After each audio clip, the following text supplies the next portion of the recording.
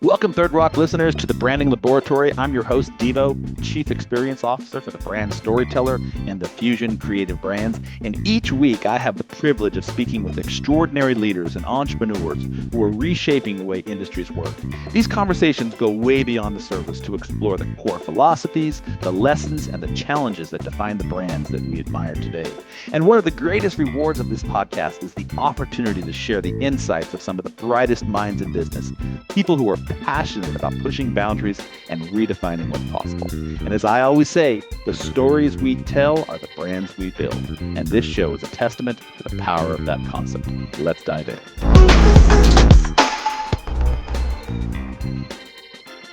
All right, welcome, Third Rock listeners, to the Branding Laboratory. Each week I sit down with CEOs, founders, leaders who aren't just running businesses. They're making waves and changing the game on this rock that we call home. And if anyone's been listening for a while, we're not here for surface level conversations. We dig deep to uncover what motivates them, what drives them, the problems that they're solving, the lessons they've learned, and how they're building their brand that truly connects and makes a difference on the planet. And if they're still trying to figure it out, that's what I'm here for, to help them find their North Star and cut through the noise, pull back the covers, and get to the heart of what makes their brand truly stand out. I'm your host, Deevo. I am the Chief Experience Officer for the Brand Storyteller, Master Photographer, I like when I say that, Brand Strategist, and Serial Entrepreneur. And my mission is to help leaders and small business owners cut through their noise, tell their story, and build their brand that truly connects.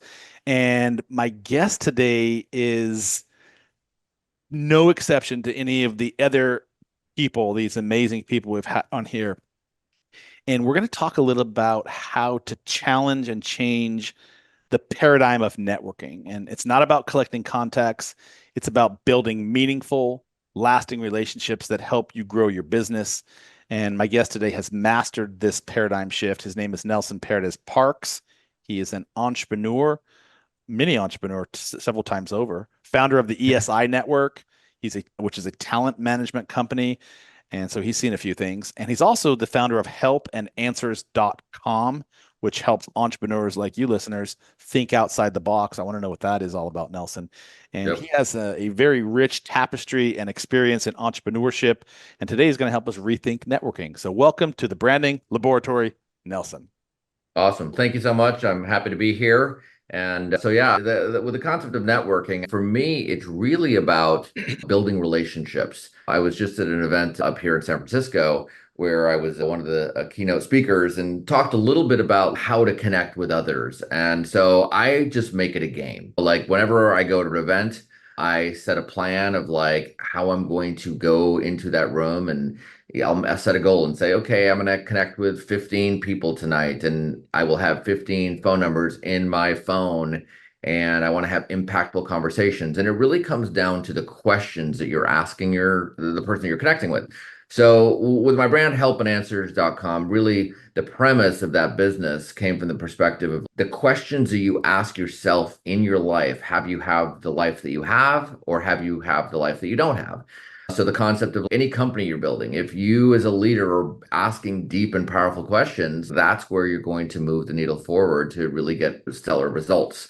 Really, with all the ventures that I've built over the years, it's really come to asking the right questions of the people that I'm working with. I love that. And we're going to break that down further in a minute. But before we get to that, I had a couple of other thoughts I wanted to pass on to you. And it's not just asking questions, if I might add to that. It's listening. It's actually listening to the answers, right? Because a lot of times I've been on podcasts, to use as an example, since that's our platform right now, where I'll go on a show and the host will just ask me a litany of questions without any response in between my responses or my answers. And I'm like, bro, slow your roll. Let's go back to that question for a second because you asked it. Now let's break that down a little bit because there's a lot of information in there that we should probably unpack a little bit. So it's listening, asking questions, good questions, qualified questions, and listening. But before you got into this space of becoming an expert in so many levels, and from what I can tell, tell you have a pretty eclectic entrepreneurial career across the entertainment industry, management, entrepreneurship. What really initially inspired you to enter these fields? Were you always an entrepreneur? Did you work in theater? Did you work in corporate? Like, where did you Yeah, let me come tell you a from? little bit of let me tell you a little background of how I started. I started as a teen in Chicago, training with the Second City and touring with the youth company, the Second City. And so that really built the foundation of for myself to think outside the box and to think on my feet. And I did that for a bit and moved out to California and went to USC. And then I worked in casting and worked for four different casting offices, casting commercials. So I met and interviewed tens of thousands of actors over the years. And from there, that kind of led me to coaching actors and being an acting coach. And then from there, all my actors said, oh, would I manage them? Would I manage their career? And I started building clients from their first co-star on their resume to a guest star to becoming the lead of a show, a lead of a film. And so again, I've built dozens of actors that I've really built from the ground up. And I've had to deal with everything that goes along with building a successful actor. And with that business, that's a very hard business model because, again, I'm making commission only. So I have to find an actor, develop them, get them to that next point of their career where actually they're generating income. So it's had me learn how to really listen well to what clients' goals are, with what they want to get accomplished. And then during the pandemic, like my business coach that coaches me said, you have so many helpful forms and sheets that you've created for all your actors that honestly you're giving away for free. Why don't you start mentoring and coaching entrepreneurs and really helping them get to the next level? And so that's just what we've done. Like I have a 12-week program that walks you through every area of your life. I go through your time. We map out all 168 hours of your week. We go through your money and we talk about concepts like today money, future money, future money. Then we go through your boundaries in your life.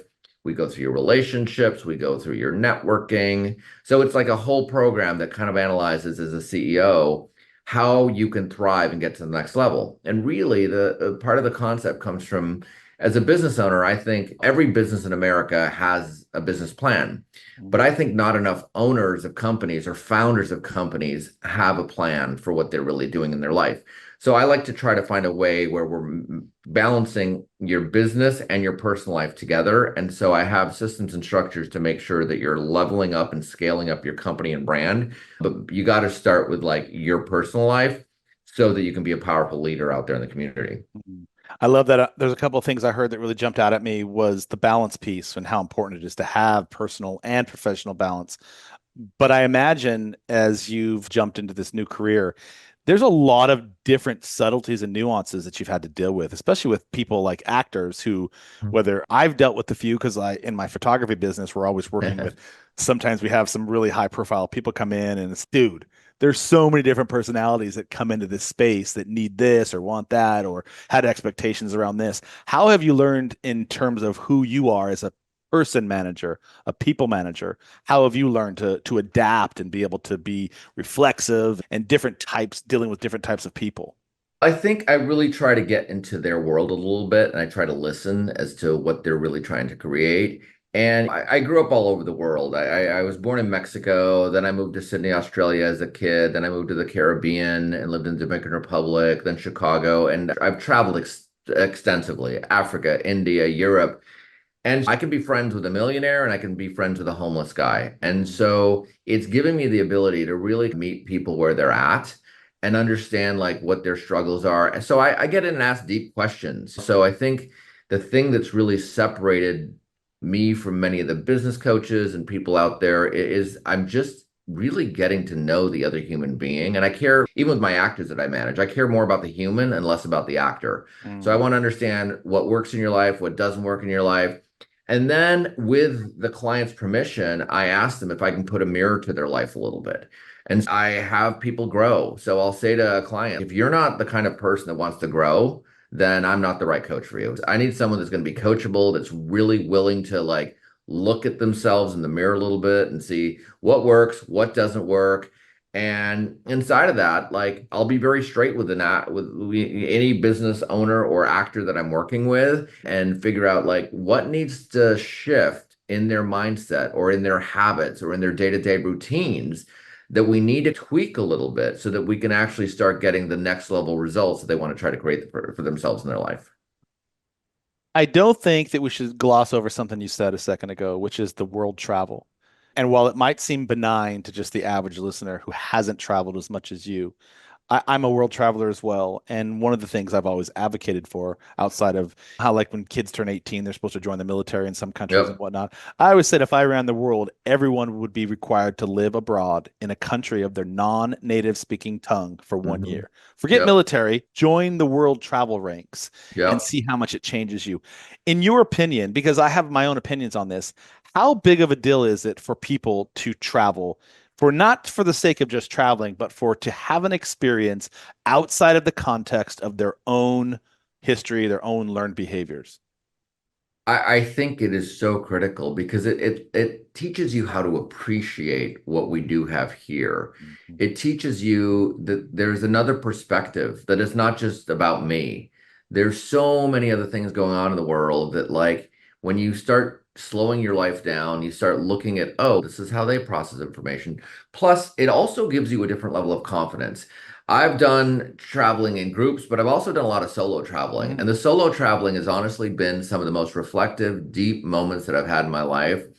And it gives you a different level of confidence. Like for me, because of that, there's little that I'm scared of. There's little situation that I'm going to step into. Sure, of course, you're going to feel that nervousness. Or anyone, when you're going to get up in front of a stage and talk to 500, 1,000 people, your mind's going to go, oh, I want to look good. I want to say the right things. But I think what it does is it grounds you very differently when you just have lived life and seen so much more and learned to work with other sorts of people. I think that is critically important for whatever business you're building or whatever you're up to in life. So it gives you a different level of perspective and confidence. Yeah, there is nothing. I love that. There's nothing like being in a strange country with a strange tongue on your own, forced to walk the streets or make your own way, not have the reliance of somebody nearby to fall back on, whether it be a friend or a partner or a wife or whatever it might be. And you have to navigate that maelstrom all on your own. And there's Yep. nothing like being able to come out of that unscathed or some scathing. In my case, I've had a few experiences where I was like, "Oh, I'm gonna make it home." But nonetheless, you can have that domestically, right? But the Right. fact that you're able to travel through that and make it out on the other side, it does do a shitload of confidence building and introspection about who you are as an individual. Yeah, that's really what's helped me and has me be able to look at things a little bit differently. So it's been a fun journey, and I just really like to help people. I like to help people reach their goals, get to the next level, what they're up to. And so that's what I've been doing with a lot of my systems and structures. And I have a lot of templates and forms that'll help people do that. But I think it's so wise to make sure you're building a plan. I love that you said you put mirrors in front of people and get their permission to let them see themselves and how you see them. And I always use the analogy we're not able to read our own label because we're stuck inside our jar. And so it's Hmm. a similar process that I use. Let's put the mirror up on you. As a child growing up and your learned behaviors, your context, your parents, whatever it was, your friends, your family, etc. What were some of the epic moments that you think now looking back, because I imagine you're relatively introspective about this, that shaped who you are today? Have you ever had a mirror held up to yourself and looked back and said, there was a moment here, there was a moment there was a key moment, anything that you can put a finger on? I think more of the key moments happened in my 20s. I think as a kid traveling, it just opened up my eyes to what was possible. Mm.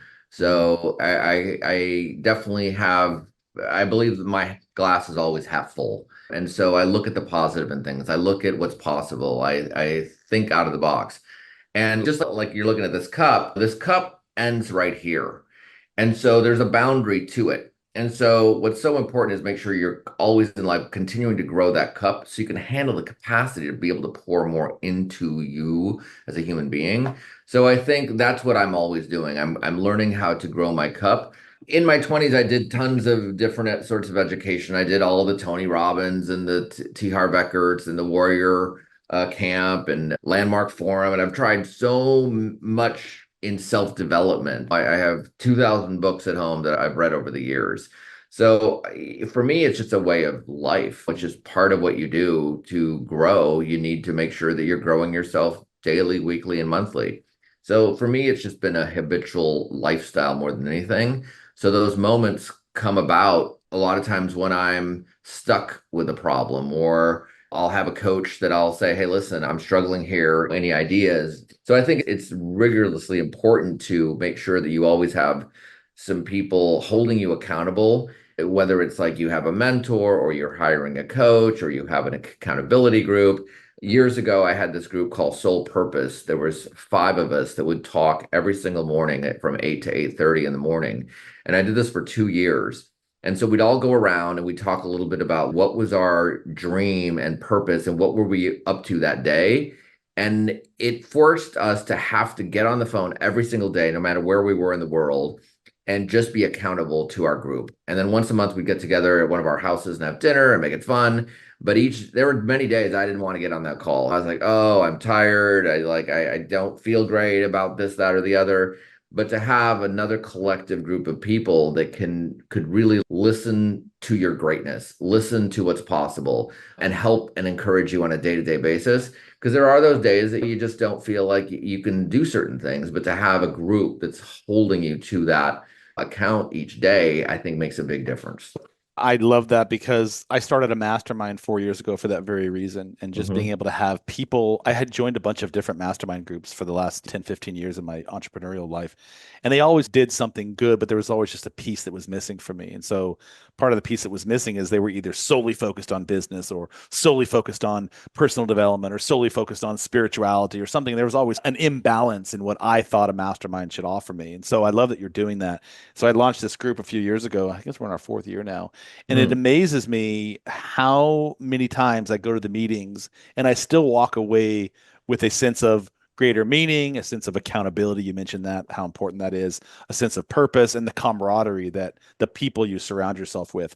It's interesting. We've heard this before. It sounds cliche, but you are a byproduct of what the five, six people that you surround yourself with. If you were Yep. to look at your circle and your five closest people, what does each one of them bring for you? I think a little bit of distinction with each one. There's one gentleman that, again, financially, he's in just such a different world that he just has a new way of looking at things. And one of the pieces of coaching that he's given me is keep trying things until you find what works. Mhm. And he's wildly successful as a businessman. I have another friend that really has me question everything about my personal life and what's working, what's not working. I think you want to find mentors and people that are obviously better or ahead of you in many ways in that domain. You're not going to get financial advice from someone that's always broke. I try to tap into like where that person was successful in their life and then try to get wisdom from them and ask questions. And a lot of times I'll ask two or three people about what perspective they think might be right. And then at the end of the day, I have to sit down with my mastermind map that I create each week and each month and go, okay, what do I want to do? What choice do I want to choose this month? So I think having that group and that mastermind that you said you're a part of, those things are just valuable. Have you actively sought you said you actively sought out these people, or are they part of your network already and they just habituated into those roles? A It's little a of little both. bit of both because sometimes I've hired someone to coach Uh-huh. me, and sometimes I've reached out to groups to be part of a group. Sometimes I've talked to someone, they're like, oh, there's this great mastermind, let's join it. And many times, like when I meet someone that's really good, like I had lunch with a guy yesterday, and he's in the tech world. And that's not what I'm an expert in at all. But we said when we had lunch yesterday, I said, you know what, let's meet once a month Hmm. and set up a time where we were both figuring out how to help each other. So I do that often with many people. So I have many of those sort of standing meetings that like I'll do once a month with someone, and I'll do it in an area that I'm maybe not familiar with or a person that like is doing very well in certain things that I just want to be able to pour into them and vice versa. I do think I seek that out often. Yeah. It's interesting. I want to get your opinion on something a little bit later in the call, so don't let me forget in terms of mentorship. But one of the things that I always tell my clients in my keynote last week is that you're always networking. There's never a moment when you're not networking, whether you're driving down the road, whether you're in the grocery line, whether you're at the gym, whether you're in a business meeting, whether you're having a podcast. It's always an opportunity for you to learn something, connect with somebody in some capacity and ultimately grow the repository of the people that you surround yourself with, Mhm. even if it's just incremental encounters like you and I might have. Mhm. How important is it for people? And if you can you take what I just said, that always networking, because I know you have a very cogent opinion on this. How important is it for people to be aware of that capacity that you're always in a situation to connect with something or someone? Well, I would see network, and it's interesting. I recently I've done this group a little bit with some of my actors that I've mentored over the years, and a lot of them have a fear of the word networking. And so I try to have them shift their perspective because they think that it's some sort of they're working a human being some way. So I change their perspective from networking to the concept of it's not working. It's actually just Building relationships. really building a friendship. It's like getting connected. And so when I go to an event, I have and I'll share some guidelines of kind of what I do when I even go to an event. So I'll go to an event and I'll start a conversation with someone. But before I get there, I'm like, okay, I make it a game. I say to myself, okay, I'm going to have 15 numbers in my phone before I walk out of this place. And so I set like an objective of what I want to get created out of that evening. And then when I walk in the room, I will go in and assess the room and I'll look at certain things. For example, like I want to meet the oldest person in the room. I want to meet the person that's the most connected in the room. So there's a couple of sort of key people that I want to make sure I have that interaction happen with. Then I'll go up and then I'll assess my time also. And I'll say, okay, I feel like I want to be at this event maybe like 3 hours or 2 hours or whatever that is. And I'll do the math. And I'll be like, okay, each conversation might take 15 minutes. So this is how many people I can meet tonight, sort of thing. Then I'll go up, I'll talk to the person, start building a relationship. I find out where they live, what they're excited about. And then I'll sometimes ask deep questions. As I get to know them, I'll ask deeper and deeper questions. And if it's someone that I think I can actually really do something with, I'll tell them about my network and how I could help them. And I'll say, it would be great to collaborate and have a Zoom meeting or meeting in person. And I'll ask them a question like, what resources do you need in your life? That if I could provide those for you in the next 90 days, is that something you're interested in? Most people would say absolutely 100% yes. But so I start collecting their information. I'll give them my phone because I want that. If it's a loud place where there's a lot of music or something, I don't want to screw up. And probably if they put the information in my phone, there's not going to be a screw up. So I'll get their information. And after I chat with them, I will go to another place in the room before I start meeting with anybody else, and I will add a bunch of notes in my phone of everything I remember learning about them that evening. And I will, in my notes section in my phone, I will remind myself where I met them. So when I'm in my actual phone, I can say like San Francisco, such and such an event. So throughout that month or that week, if I need to jog my memory, is oh, who are all the people that I met at that San Francisco event? I can pull it up like that. The other thing that I'll do is I will actually call them immediately from when I'm standing with them to make sure the call is registered in my phone. Because sometimes if I go into an event and I just write the word bill, I may have 50 bills in my phone. And so I want to make sure that when I'm done with that event that evening, I can go back and make specific notes about that guy named Bill. Those are great tidbits. Then what I'll do is the next day, I will make sure that I add them to an Excel spreadsheet that I have, and I'm going to write down where I met them, how I met them, where they live, their name, their field, their company, their phone number. I have a column for LinkedIn and Facebook and Instagram. And then I'll have my assistant connect us with all the proper socials so that we're connected the right way. Then I'll send them a short text that just says, it was great meeting you.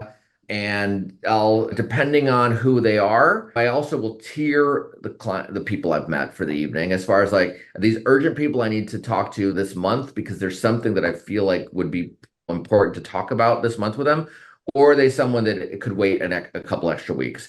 So I will rate them according to like how vital are they needed per se in a conversation I want to have with them that this month or next month or something like that. And then after time, I'll add them to a list of like, if they opt into one of my business ventures, I'll add them to a list that's automatically communicating with them, send them either a newsletter or some sort of communication monthly sort of thing.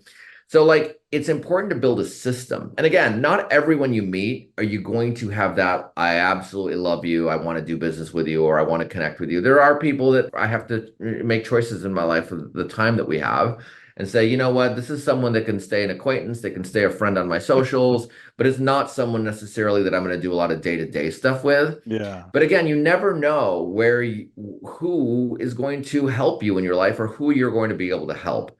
So I never write anyone off, but I also have to use my judgment as to like where I need to put my time as a business owner with as many initiatives that I have going on. But it is important to systemize it, and it's important to look at each event as like you're just connecting with people. Networking is not a dirty word, and you got to look at it like that. That's funny you said that at the outset because I tried to pull up on the screen. I posted this on social media this morning. I tried to tag you on LinkedIn and Instagram, by the way, but I scratched out the word networking and put building Okay, relationships. And you said the that's same great. thing. Yeah, That's great. I love that you said that. Yep. Because for me it is, although you are collecting people, that sounds a bit morbid, but you are collecting people to build relationships with. I have this little connectometer. I do something very similar to you. I'm not nearly as robust as your system. By the way, well done. What a system. And the takeaway for that, like you don't have to be as robust as Nelson is for your system, but have a system, whatever that is, have something you consistently do so that you have a fallback when you need to resource or need to connect with those people and always follow up with everybody. One of the things that I'm amazed at when I talk to small business owners is how little follow up there is once they Mhm. connect with somebody. If you had a really, dude, I'm like, dude, if you have a good conversation with somebody, it behooves you for no other reason just to be polite, to send them a follow up, a thank you. It's great to meet them, whatever it is, include a few notes on why you met with you. But a lot of people don't get that. And most people don't follow up. And I never understood that. But back to your system, I have a little thing that I call just like my slang and my connectometer, and I give them a score of 1 to 10 on how viable that connection might be for something in the future state for me, whether it be Yep. me helping them. And I love that you asked that. How can I help you first? I think a lot of Mhm. people come at it from the other perspective, right? What can I get out of this lately from this experience or from this individual? And that comes across exactly what it looks like. It comes across as needy, right? But if you Yep. can go in from a serve first, give first perspective, it completely Mhm. shifts that paradigm. How important is that to you, do you think? That's critical because again, you got to get inside of their world. And if you start getting inside of their world, you start solving their problems. I have a situation with someone else I met recently, and because I did that, we're in the conversation of them like that, me being on their board, and I'm going to be getting some stock options. So and that didn't come out of me trying to get anything. It came out of let me first try to help you. However, I can help you. Let me help you with connections. Let me help you with resources I have. So I think that's critically important. The more you give, it's just going to come back to you. So that's just a principle in life that I think if you follow and you do it diligently and you do it daily and weekly and monthly, and that's just like a way of a lifestyle for yourself. I can't even keep up with the amount of intake people that are contacting me to connect with on certain levels. And I think it's just a testament of I'm just trying to give. And out of that space, I get referrals, I get people that want to connect on certain things, and I have very exciting things going on. I get invited to fun things. And I think I learned to do that working in the entertainment industry because I've gone to a lot of the big highlighted celebrity things that people love to go to. Now I'm a little choosier. I'd rather actually have a quiet night with my family and kids at home. So I try to balance that in my life. But I think the more you give, it's just going to come back to you. So I think it's a lifestyle. But what I don't hear you saying is giving with a conditional element to that. You're not giving expecting to get something back. You're selflessly just giving because that's the type of person you are. And I think if you can change, whether you believe it or not, if you can change sort of your mentality around that when you approach this, you're going to have greater results because people have really strong litmus readings on in interactions, especially if you connect with somebody. You can tell if their intent is pure or not. At least I can. I'm very intuitive. So when I'm engaging with somebody, like you can tell really quickly if they're actually listening to me, if they're engaging with me, if they're genuinely curious about the conversation, that sort of stuff, right? Yep, 100%. And it's not to say when I meet someone, if there's some way I think we can connect, I'm also going to be wise and strategic about it. But there's a time and a place for that. When you're first meeting with someone, it's just getting to know them. So I think sometimes people rush to, oh, let's make a deal versus let's just like be friends, let's connect, let me invite you to a thing or two. And then over time, that stuff just happens because I love working with my friends. I know some people say, oh, don't work with your friends, but be separate. I work with all my friends. It's just about setting up clear boundaries. It's like what works and what doesn't inside of certain relationships. But yeah, I think the more you give, it'll just come back to you. 100%. And speaking of relationships, I always use that as an analogy. Whether you're married or you have a partner or you have close friends, those didn't just happen overnight. When you meet somebody, it takes time to foster that, nurture that, and build the trust, the know, like, trust paradigm. It's the same Mhm. way when you're out building relationships, AKA networking. It's not going to happen overnight. In some cases, it may. Like you may hit it off so well with somebody that business turns out in a very short order. But nonetheless, you shouldn't have that as an expectation. Going in and nurture and just build a relationship with the individual. And over time, the know, like, trust, like, starts to seep Yep. in. And you become front and center in their mind's eye when they need somebody that does Yep. something that you do. That's the kind of cool thing about it. The first person they're going to think of is, dude, I know the perfect guy. This guy, Nelson, I met him over there at the theater. He does this. He was at the comedy show. The bro has been like looking out for me 24/7. Like, this is the guy you need to talk to. And that's what that does Mhm. for you. How did working with artists, and because you mentioned that you did the, I forget the name of it, but the program in Chicago, the comedy club, that's where you got Oh, your start. Second City. That Second yeah. City, yeah. As a kid, yeah. Yeah. So how much did, because I've been around comedians and they're an interesting individual, how much being around them and this sort of production has helped shape what you're doing now, and whether it's talent management, whether it's helping people in a coaching, life coaching capacity, how much do you think those types of personalities have played into who you are today? I don't know that it was that. I don't know that as a kid. I think those were fun things I did growing up, and then I was an actor briefly. I think more it was the work that I did in self-development. It was the work that I did where I had coaches helping me. It was the all the seminars and the workshops that I where I just learned a little of this and then a little of that. And then I started merging concepts together to figure out, oh, how can I be more effective? But it really is stemmed from the kind of questions I'm asking myself in my life. There's certain sort of questions that I'm asking myself. There's action-minded questions that are about my actions. There's financial questions that I'm asking myself each week. There's relationship-based questions. There's habit and routine questions. And then there's problems and challenges questions. So those are all the categories of questions that I'm asking myself. This is part of the So system that you've built. yeah, and that gives me my to-do list. For Uh-huh. example, a question could be like, what one step can I take today to address the biggest challenge that I have in my life?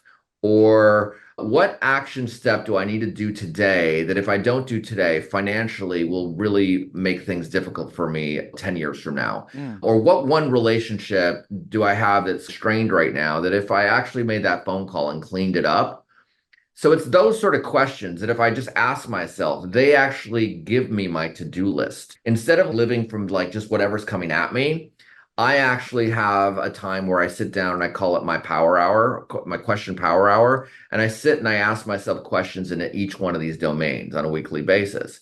And that is what drives and runs my to-do list. And then I Mm. have a couple other meetings that are important for myself. There's 8 meetings that I have with myself each week.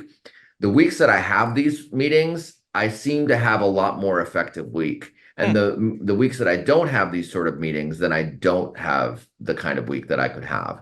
So I've come up with a lot of just ways of living life and systems and structures that you can be using on a day-to-day basis. And then I've created all these helpful forms and sheets that help you as a person, help you as an individual, help you as a brand, as a company, as an entrepreneur, really map out a business plan for yourself so you have some principles that you start living and some habits and routines that you're doing daily, weekly, and monthly that then have the life that you say that you want to have. And I think that's what most people don't do. They're just in crisis mode half the time, managing this and that and the other, but they're not intentional in thinking and asking the questions to themselves in their life. And then they wake up 10 years later and go, oh, how did this happen? So I think it's about intentionality with those questions. And you've productized this systemization. I'm getting like this is something you're selling to your viewers, to your Yes, audience. yes. Part of what I'm doing right now is I'm doing this a lot one-on-one. I ultimately am going to move into a structure where it's going to be a package that's sold online and it's a little bit more automated. But I've been perfecting a lot of the things that I want to tweak with all these sheets by Mm. doing a lot of one-on-ones with business owners because I find that every time I do that with a new business owner, I'm like, oh, I'm going to change this sheet a little bit. So the over the last 6 months, every week of my life, even the sheets get tweaked a little bit more as I'm perfecting this product to put out to market on a much more national scale. I love that in the personal brand journey. One of the things that I tell everybody in my space, and how I work with them in a one-on-one like you, is productization comes last. It has to be, you have to, because you have to build and vet that credibility. And Mhm. productization, once you have done those steps, whether it's speaking, whether it's writing, whether it's coaching like you're doing now, consulting, if you will, then productization just makes it so much easier to transition into. In Mhm. terms of you and your sort of the systematic approach that you take to things, have you always been this way? Have you always been very neatly organized, or is this something that's become a learned behavior? I think probably been a learned behavior with all the training I've had. And then each week I've thought out of the box. Like my personal structure for my database, like I have over 1,000 passcodes in my life with everything under the sun that's going on. Sure. So I had to build an entire database that kind of has everything so cleanly put together. So I have systems and structures in every area of my life, not to control me or to, because some people don't like boundaries, but boundaries are there to help you. Totally. Guidelines and structures are there to help you. The Totally. more systems you have, look at McDonald's, they have a great system. The system works over and over and over again. So I like to just do that in my life and in my personal life as well, where I even write down who are my friends in my life and what am I pouring into those friends and what are they pouring into me and what needs to shift with that relationship for it to be more effective or so that's just the way I think. Am I going to make one of these lists? You're on a list already. I want to be on the, and you're on a list, then it, Elena. and then it just depends on as you connect, like how you connect more. I'm always looking to partner up with people on things because I think building anything great, you can't do it alone. So each day I'm going and asking myself, Yeah. who could I connect more with? Who could I collaborate more with? What are they good at that I'm not good at? I like to surround myself with people that are all better at whatever, better than I am. So I think that's just a wise way to go about working with people. And you said that at the outset of the show when we were talking about the people you surround yourself with. If you want to improve, you need to surround yourself with people who are doing something better than you so that you can have them as whether it's a role model or a mentor or just an accountability partner, somebody that you can have an aspiration towards, right? If you settle for something beneath you in the spectrum and you can take that however you want, whether it's Yep. financial, whether it's emotional intelligence, like you're going to have no reason to gain because you're like the center of your Yep. group, right? You're the Yep. top of the pack. So it's really Yep. important. But one of the things and as we come to the end of the show, not really, I'll probably have like six more things I want to ask. One of the things I heard you say was it was a learned behavior, which really gives listeners hope because if you're disorganized or you have a chaotic life or you're finding that you're not able to develop these habitual skills, it's because you haven't put a system in place. So it's something that everybody can take on, but you have to have discipline around it. You have to have consistency around it, just like anything else you do. I tell my daughters she wants to be a college lacrosse player, and I'm like, okay, so what are you doing right now to set yourself up for that opportunity? Are you training every day? Are you going out and spending time on the boards? Are you going out and finding players that you can connect with? And she's like, just this. I'm like, if you have that lays off there attitude about it, what do you think a coach is going to have about you when they see what have you done for us lately? Because that's all they care about. These sorts of things are really important. I'm reading Atomic Habits right now. Have you read this book, James? Oh, great books. It's so and I've been really trying to implement a lot of his wisdom, Yeah. on a week-to-week basis. One of the other things I wanted to share from what you shared a minute ago is that came to me is the concept of time. So time is people can make money, you can make money, you can lose money, but the one thing we will never gain is any more time. Mm. And so that's why I'm so adamant about if we have 168 hours a week, what are you actually doing on a day-to-day basis with your time? Every moment counts. I don't know what that last moment of breath I'm going to have on earth here is going to be. But until that day, I better use my time wisely. Your time is a much bigger resource than your money. So I think that's the one thing I really try to impart with people is let's take a look at what are the daily things you're doing with your time and what do you want to remove from your life and what do you want to put into your life? And then every week it's like going, okay, what's working, what's not working around my time and getting better and better with it. I used to actually wear a stopwatch around my neck for 2 straight years where I timed every single task in my life from going to the restroom to going to the store to how long it takes me to walk a block, how long it takes me to eat. So I wanted to just get an understanding of what for me, and again, everyone takes different amounts of time in their life for different tasks, but for me, what does it take me to do that sort of task? Not so that I live my life like on a race, but just for me to understand, like for me, with my abilities and skill set and the way I think, how long does a certain task take me to do? Mm. And then when I can actually sit down with my 168 hours of my week, I can go, okay, I'm going to dedicate 5 hours here, 10 hours there, 3 hours there, 20 hours there. And so I found a way to correlate time and money in a systemized approach where I then take a look at, okay, if this is what you're doing, like people that have jobs, if you want to get ahead and get to that next level of your life, I break money into a couple different categories. You have today money, you have future money, and you have future money. Today money is like you have a job. You work 40 hours a week, you're getting paid for those hours. Okay, so that's that box. Future money is like money that like creates residual income. Like for example, I represent a lot of actors, and so they work that one day, but then there's residual income coming in even if I'm not working. Future money is like real estate or like a book, something that like it's going to take a lot longer to make that income most probably. So you want to start correlating your time into buckets. And what I mean by that is if all I do is spend my time having a job, I'm never going to be able to get to that place of future money because all I'm doing is like working in that one job. I'm never going to be able to get ahead. So you need to break down the rules in your life and go like this amount of time is going to be spent on today money activities. This amount of time is going to be spent on future money activities, and this is going to be future. Mm. Where you live and have the most freedom is in the future category, and everyone like loves and dreams of being able to have that lifestyle. But as you're trying to get ahead, depending on, your background, your financial life and picture growing up, you might not have those opportunities, that maybe others did. So you need to take a look at like how are you going to systemize your time and your money so that you can slowly start moving forward to the goals and the kind of lifestyle that you want to have. Mm. So I've found ways to systemize that structurally that's where we map out your map of like your 168 hours in your week to actually have the kind of life that you want. Buddha said the problem is, or the trouble is, you think you have time. So it's really phenomenal that you've been able to systematize that in terms of just creating. I always see time and money and resources like a bank account, Uh-huh. right? There's only Yep. so much. It's finite, right? You only have so Yep. much money, and people have different types of bank accounts. But your time, your energy, your resources, what you give to clients, what you're giving to me on this podcast today. Thank you again, by the way.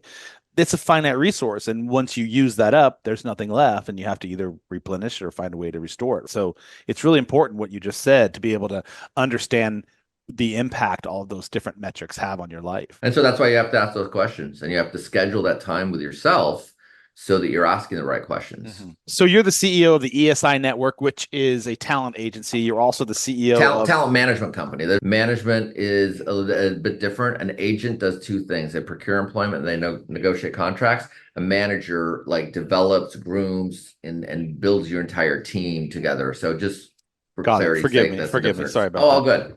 And the CEO of helpandanswers.com. If you had to create your perfect avatar for anyone listening, who is your ideal client? My entertainment company I've had for 30 years, and that's moving forward. It's stable, and I've spent a lot more time in the last year building this Help and Answer brand because I really think it helps more people. Like I'm in the business of solving problems. Whatever your problem is, I can help solve it if we look at your time and your money and your schedule. So the perfect client for me right now is either a business owner that's just starting their business and wants to get their systems and structures in place to be able to have a thriving business, and or a busy entrepreneur that has so much going on with their business and they're having problems with employees or their systems are just upside down a little bit. So they need more support in like me being able to help their actual staff. So both of those are, I can help either one of those categories. And I like to do both because I learn different things from helping each sort of individual in that case.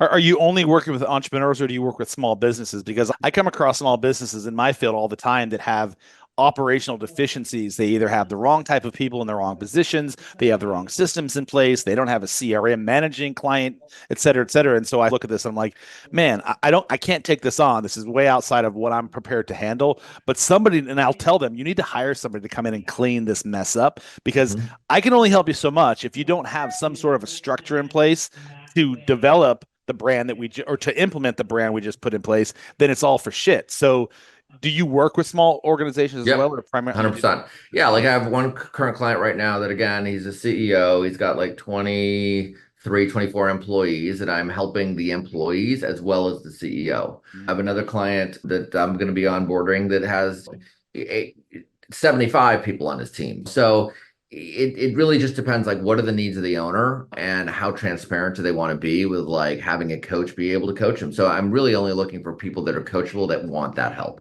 Hence meeting people where they are in terms of helping them develop once they're interested in actually meeting you.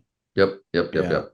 It's funny because a lot of people don't want help, or they're not self-aware enough that they need help, and they just badger through life wondering why they've never found the type of success they always envisioned having. And it's just, bro, you need to take a look at yourself a little bit. There might be some short work here that needs to be corrected, which is one of the reasons I have a therapist, one of the reasons I have a coach, one of the reasons I surround myself in a mastermind group, is because I want to know, I only have my own perspective, right? I want to Yep. know, what am I doing wrong? How can I improve? How can I show up in a better capacity than I did yesterday? And that's been my primary purview for the last. And I wasn't always this way. I'm just going to admit, transparency included. Yeah.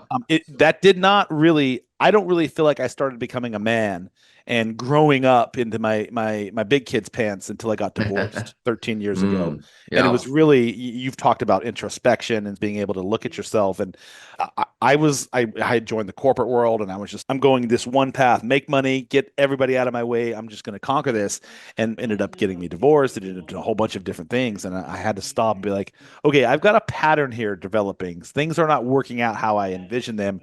Who's at fault? And there was like this giant glowing neon Yep. arrow Yep. sitting above my head. Bro, it's you. Bro, it's you. And not a lot of people Yep. do that. It's cool that that you're offering this service. So if people want to find you, what's the best way to connect with you? If they go to the website helpandanswers.com, they can fill out a form and then we'll schedule a meeting to be able to meet. If you want to personally connect with me, you can just go to my Instagram at Nelson Paredes Parks. But going to the website helpandanswers.com is probably best.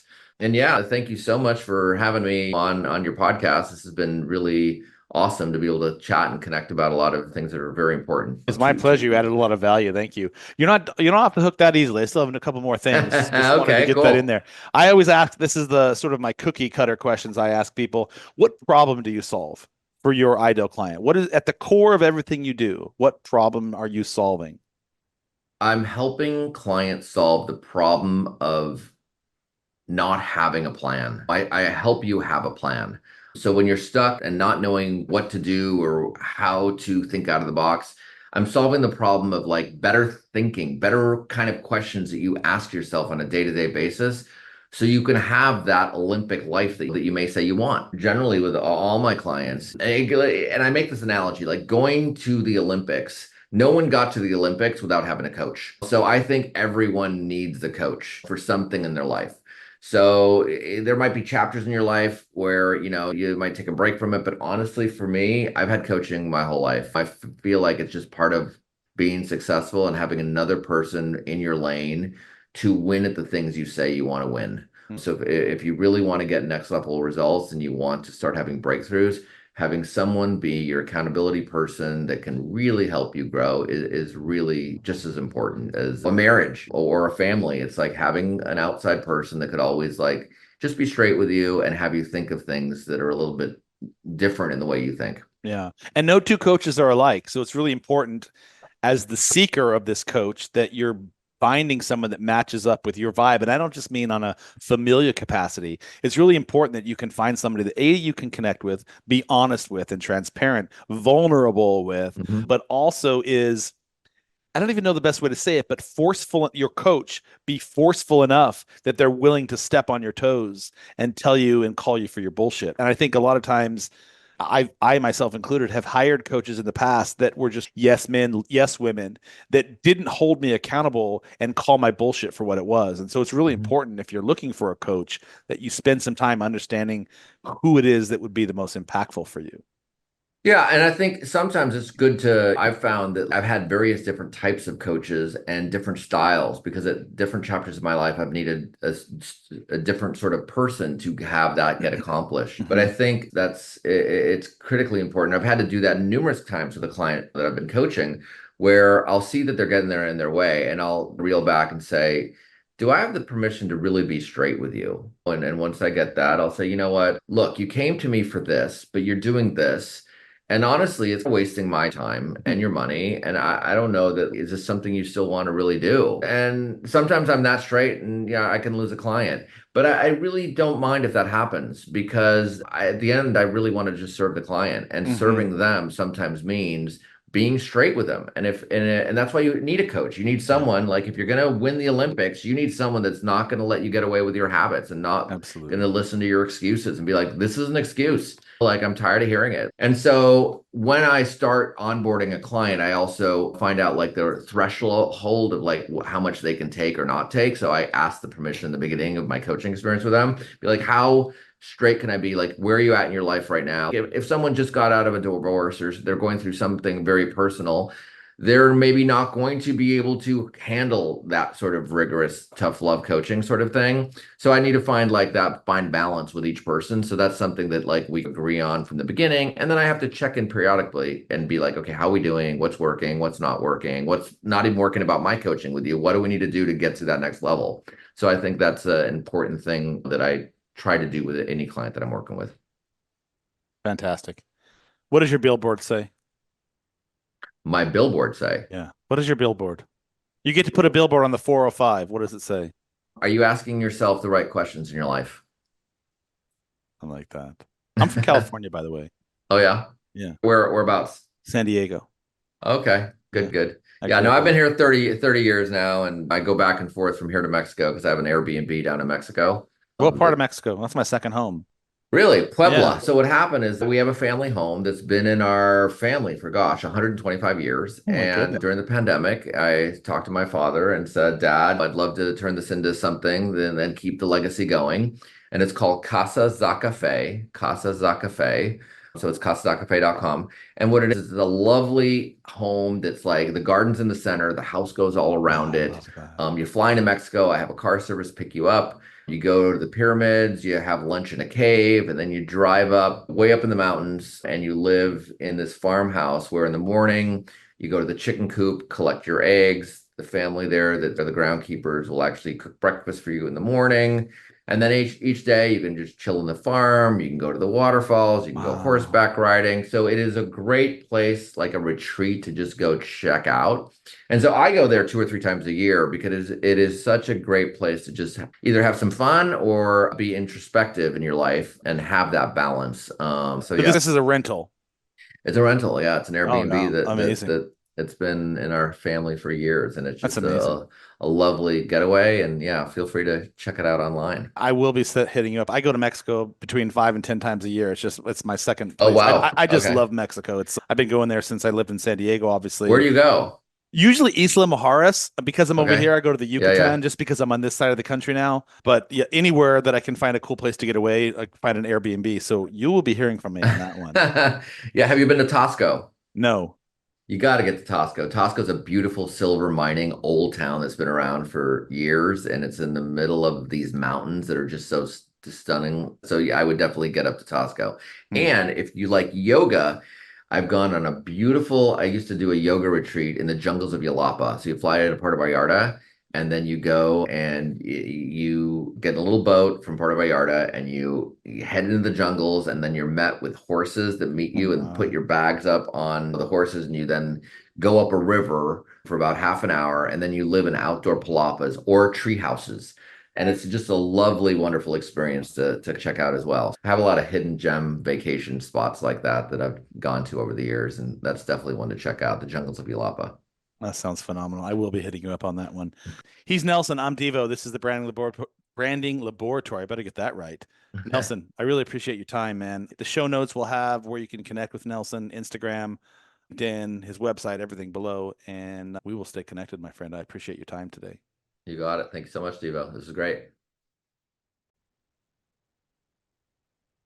That was a really insightful conversation I had with Nelson. So thank you. And thank you for listening. And thank you, Nelson, for sharing your wisdom and your insights and your systems. Man, that's impressive, bro. Seriously, that's a impressive situation that you've built for yourself. And for anybody listening, I would consider myself on a scale of 1 to 10, I would consider myself a 6, maybe on terms of being organized and succinct in what I do. I don't plan out my day to the detail that Nelson does, but I do have a morning power hour like Nelson in terms of where I do my journaling and I do my planning out for the day and I look at my big three in terms of what are the three things that I want to accomplish today.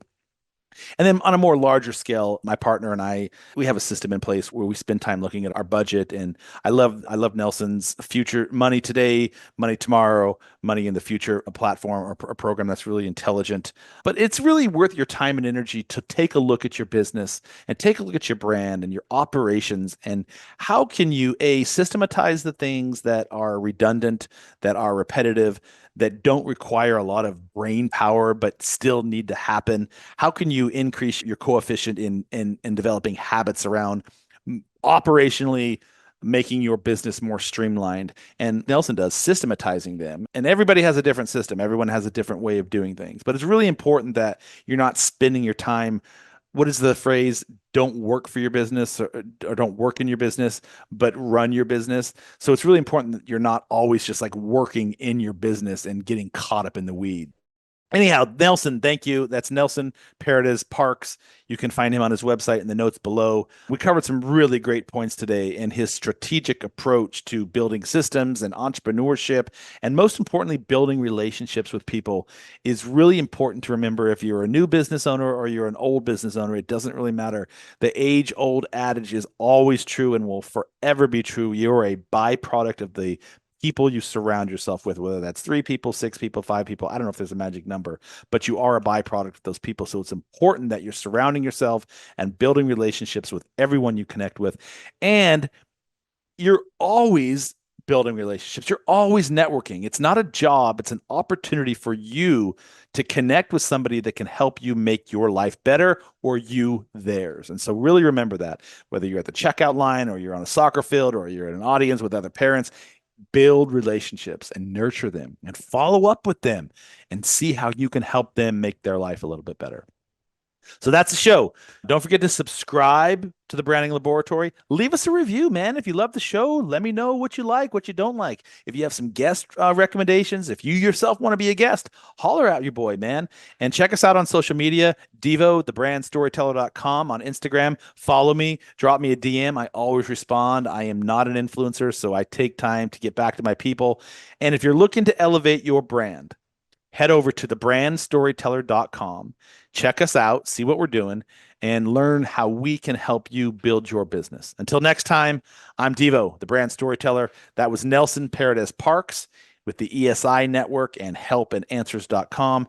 We're grateful that you joined us today on the Branding Laboratory. I know you have choices when you listen to podcasts, so I appreciate your eyes and ears on this one. See you on the other side.